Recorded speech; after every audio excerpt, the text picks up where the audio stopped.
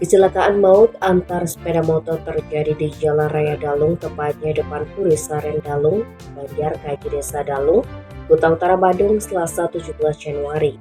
Insiden itu merenggut nyawa seorang ibu rumah tangga bernama Nimade Suarini, 57 tahun. Menurut Kasihumas Polres Badung itu Ketut Sudane, saat kejadian korban dibonceng dengan sepeda motor Honda Vario yang dikendarai Nikadek Dewi Sumayanti 38 tahun. Selain itu mereka mengajak seorang bayi berinisial KATD yang baru berusia 10 bulan.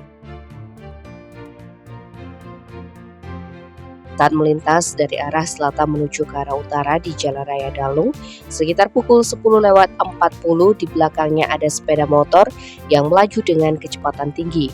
Ketika menyalip, motor tanpa identitas itu diduga tidak memperhitungkan jarak, sehingga menyerempet keluarga asal lingkungan Delot, Pempatan, Desa Lugluk, Mengui, Badung itu. Akibatnya, Sumayanti bersama Suarini terjatuh menabrak trotoar.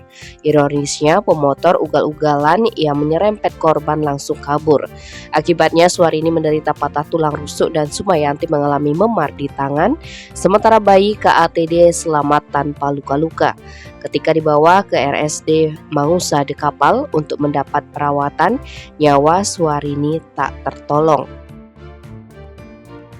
Satlantas Polres Badung sudah melakukan olah TKP dan masih menyelidiki identitas pengendara sepeda motor yang menyerempet korban. Tim Bali Express melaporkan.